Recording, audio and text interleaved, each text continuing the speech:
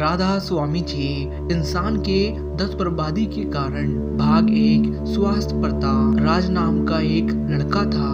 अपने दोस्त के साथ गर्मियों की छुट्टियों में हिल स्टेशन जा रहा था। उसका मित्र सुमित एक कंपनी में सरकारी नौकरी करता था और उसकी आर्थिक स्थिति में बेहद सुखद थी। उन्होंने राज से कहा, दोस्त, मैंने इतनी मेहनत की, आज मैं अपनी सुख संपत्ति प्राप्त कर चुका हूँ। राज ने सोचा कि उसे भी कुछ ऐसा ही करना चाहिए जिससे वह भी धनवान बन सके।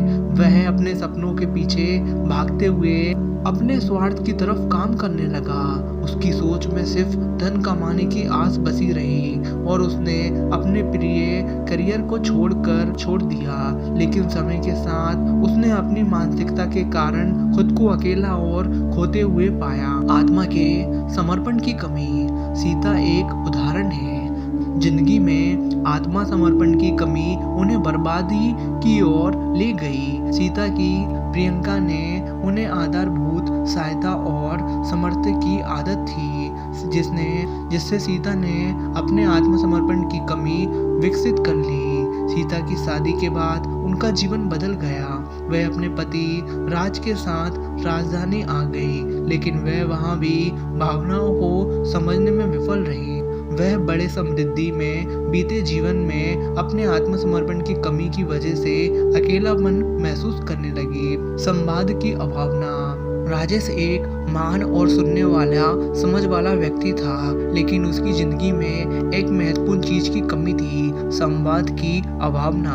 वह खुद को बहुत समझदार समझता था और दूसरों की राय का महत्व नहीं देता था। इसके कारण वह कभी कभी गलत निर्णय ले लेता था और उसका जीवन मुश्किलों में फंस जाता था। उसकी प्रियंका ने उसे यह सिखाया कि संवाद में रहने का महत्व क्या है और अन्य लोगों की समझ से भी अच्छा किसी निर्णय को लेना कैसे बढ़े। उसे अपने अंदर की गुणवत्ता बढ़ाने की सलाह दी, जिससे उसके निर्णय और सटीक और समझदार बनने लगे। आत्म स्वाधीनता की कमी। मोहित एक युवक था जो अपने अंदर की प्रीति आत्म स्वाधीनता की कमी के कारण अपने जीवन की दिशा में बर्बाद हो गया। वह हमेशा दूसरों की परवाह किए बिना अपने मन की बातों को दबाता रहता था और फिर उसका जीवन उसकी इच्छाओं और आकांक्षाओं में बाजार के आवश्यकताओं के आधार पर चलता गया। मोहित की माता पिता ने उसे समझाया कि आत्मा स्वाधीनता की महत्वपूर्णता क्या है और कैसे वह अपने अंदर के विचारों और भावनाओं की मान्यता देकर अपने जीवन की दिशा में स्वयं के निर्णयों और बढ़ सकता है। सकारात्मक सोच की कमी। आरोही एक खुशहाल और सकारात्मक व्यक्ति थी, लेकिन उसके जीवन में एक बार उसकी सकारात्मक सोच की कमी ने उसको बर्बाद करने की कगार पर खड़ा कर दिया। आरोही ने अपने करियर में एक महत्वपूर्ण फैसला लिया, लेकिन उसकी पहली बार आरोही को आत्मसंयम महसूस हुआ। उसने सोचा कि क्या यह सही फैसला है या नहीं। इसके परिणाम स्वरूप उसकी सकारात्मक सोच में कमी आई और उसने अपने करियर के मार्ग में बदलाव लिया। संयम और आत्मविश्वास की कमी। जो संयमग्रस्त और आत्मविश्वासहीन थी, जिसने उसके जीवन की दिशा में बदलाव हुआ। अनुषा के पास कई समर्थ थे, लेकिन उसका संयम उसे हमेशा उसकी क्षमताओं पर संदेह करने के लिए मजबूर करता था। वह हमेशा यह सोचती रहती कि उसकी सामर्थ्य दूसरों के मुकाबले कम है और इस वजह से वह नए अवसरों का सामना नहीं कर पाती थी। व्यक्तिगत विकास की आवश्यकता। सुमित एक आवश्यकताओं और सामाजिक प्रतिशासकों के बीच में फंसे हुए थे, जिनके कारण वह अपने व्यक्तिगत विकास के लिए समय नहीं निकाल पा रहे थे। सुमित का काम उसे अपने परिवार की आर्थिक अवस्थाओं को पूरा करने के लिए मजबूर कर देता था और इसके परिणाम स्वरूप वह खुद के व्यक्तिगत विकास और ध्यान नहीं दे पा रहे थे। सुमित के दोस्त ने उसे यह सिखाया कि व्यक्तिगत विकास और समृद्धि के लिए समय निकालना कितना महत्वपूर्ण है और वह अपने काम और परिवार की आर्थिक अवस्थाओं के बीच संतुलन बना सकते हैं। अध्ययन की अनगिनत महत्व। सीमा एक बुद्धिमान वाली युवती थी, लेकिन उसकी जिंदगी में अध्ययन की अनगिनत महत्व की कमी ने उसे बर्बाद कर दिया। सीमा का काम उसे अपने परिवार की सार्थकताओं की पूरी करने में ज्यादा व्यस्त रखता था। उसके पास अध्ययन के लिए समय नहीं था। उसने अपनी शिक्षा के मामले में समझौता किया और उसने अपनी शिक्षा के मार्ग को छोड़ दिया।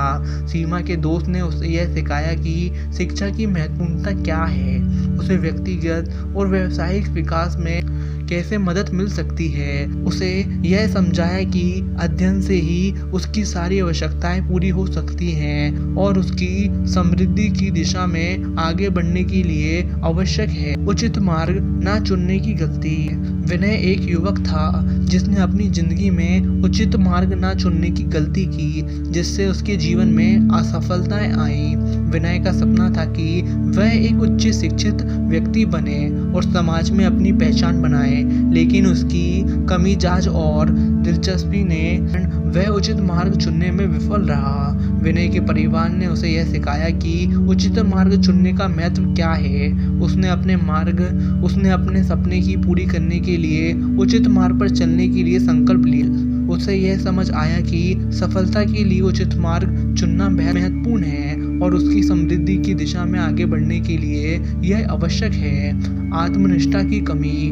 महेश एक युवक था जिसके पास कई कौशल थे, लेकिन उसकी आत्मनिष्ठा की कमी ने उसकी सफलताओं की राह में बाधा डाल दी। महेश का सपना था कि वह एक प्रशासनिक पद पर काम करे और समाज में महत्वपूर्ण योगदान दे, लेकिन उसकी आत्मनिष्ठा की कमी और आत्मसंयम ने उसको उसके सपनों की ओर बढ़ने से रोक दिया। महेश के पिता ने उसे यह सिखाया कि आत्मनिष्ठा की महत्वपूर्णता क्या है और कैसे वह आत्मसंयम को पार करके अपने सपनों को पूरा कर सकता है। यह समझ आया कि आत्मनिष्ठा के बिना सफलता की प्राप्ति संभव नहीं है। साकी हमें सिखाती है कि अक्सर असफलता के पीछे हमारे खुद के कारण होते हैं। आत्मसमर्पण की कमी, संवाद की अभावना, आत्मस्वाधीनता की कमी, सकारात्मक सोच, संयम और आत्मविश्वास की कमी, व्यक्तिगत विकास की आवश्यकता, उचित मार्ग न चुनने की गलती और आत्मनिष्ठा की कमी, ये सभी उन कारणों में से कुछ हैं जो हमारे जीवन की दिशा में बदल सकते हैं। हमें इन कारणों को पहचानने के लिए उनसे बचने का प्रयास करना चाहिए और सही मार्ग पर चलकर अपनी समृद्धि की दिशा में आगे बढ़ना चाहिए। राधा स्वामी जी। आशा करता हूँ ये साखी आप सभी को अच्छी लगी हो तो सभी तक जरूर शेयर करें। राधा स्वामी जी।